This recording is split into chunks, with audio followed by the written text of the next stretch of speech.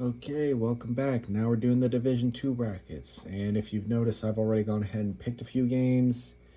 Yeah, the games I already picked are kind of ones that I felt, I already knew who I was going to pick. I don't need to explain myself a lot. I would have picked STM anyway, but they have Walker Howard back now. He, like, I thought, and pretty much everyone thought he was done for the year. And then he plays week 10. Then he plays week 10 and helps STM put up 62 points. Like, my goodness. But anyway, since I know my picks for these, I'm going to start picking. So, first of all, if I would have noticed this, I would have pre-picked it anyway. De La Salle is a team that I think had to forfeit a few games. So really, if they played to their true record, they'd be ranked higher than what they are.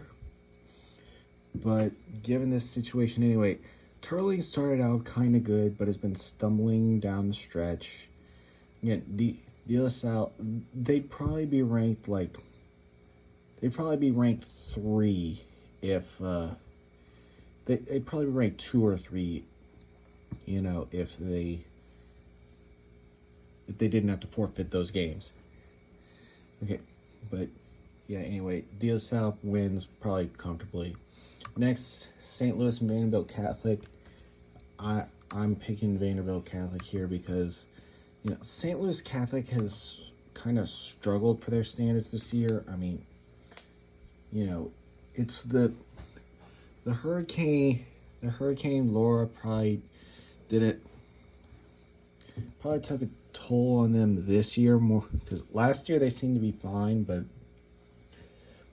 that there's just, I don't know, there's weird things that happen in those circumstances, but it just couldn't get it to happen again. Meanwhile, Vanderbilt Catholic, new head coach, they're rolling pretty good. They won their district, so yeah, I got them moving on.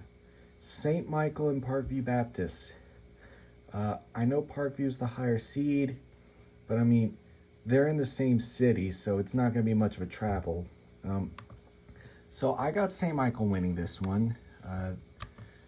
It helps that they're a classification higher. They're playing a classification higher, excuse me. But in addition, just having looked at their schedule, I mean, they have, They have 4 losses this year, but I'd say all of them are pretty excusable, but especially their last 3. And none of those teams they lost to, Parkview Baptist is anywhere close to the level of those teams. So I got St. Michael winning. And now let me go ahead and quick pick the games that I don't think I need to explain very much. Edie White, they'll probably shut them out because their defense has been that good this year. This one, I do feel like I need an explanation. This one, I feel like I'll need an explanation, and you'll see why. This one, even though De La Salle would probably be a pretty high seed, if they didn't have to forfeit those games, U High has been playing at a ridiculously good level. Like, this is the best they've played since they had the McKernan kid at quarterback. And if you know the history of U High and how good they were when they had the McKernan kid at quarterback, that's saying something. So anyway, first I'm gonna explain this one. So Loyola Prep, I don't know much about them. I know they have a good passing attack, and that they beat a couple of pretty good teams this year, but I'm still going to go ahead and pick Vanderbilt Catholic because, first of all, I'm expecting this to be a close game. I could easily be wrong here, but, with how Vanderbilt Catholic's been playing, their new, I'm more familiar with their head coach. He'd been the coach at Central Catholic for over a decade, which is Central Catholic, the school in Division 4, which is very near to Vanderbilt Catholic geographically. But,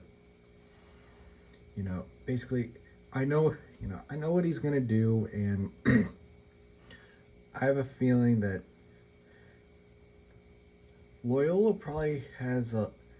I tend to assume they have a little more speed, but Vanderbilt Catholic probably plays with more physicality. Given kind of the type of teams they play, and you know their head coach. But yeah, I got them moving on to the semis. This game right here, this is gonna be a good one.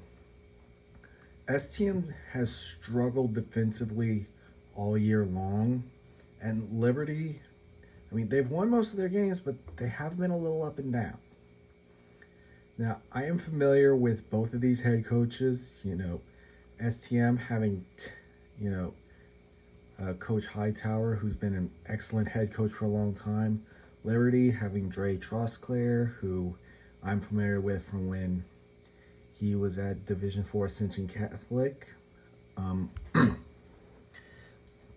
But I'm gonna pick STM, and this game could be something like 66-63.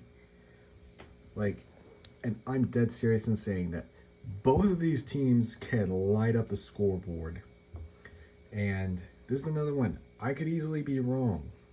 Walker Howard has gotten into a couple of shootout type games this year where he couldn't quite keep up. But in this one, I think they do. Now, semifinals. University, no matter who they get here, they're gonna win by 3 or 4 touchdowns. Actually, the LHSAA game is gonna be closer. And then this one is interesting. Edie White, again, they've had a really good disciplined defense all year. The most points they've given up in a game is 19. They're gonna run the ball, they're kind of 3 yards in a cloud of dust, and then every once in a while they'll do a sweep and get a big gain. STM, I already mentioned, they've had struggles on defense, but they have Walker Howard. That's going to give them a chance in every game. So who am I leaning towards? I think this is the game where Edie White gets enough stops on defense, and Walker Howard just doesn't quite put up enough in this game to overcome everything else on that team, and Edie White goes to the Dome. And no matter who I put here, I was going to pick U High. Again, they are just absolutely ridiculous this year. But anyway, yeah, that's about it for Division 3. And I'll see Division 2, excuse me, and I'll see y'all with the Division 1 pick.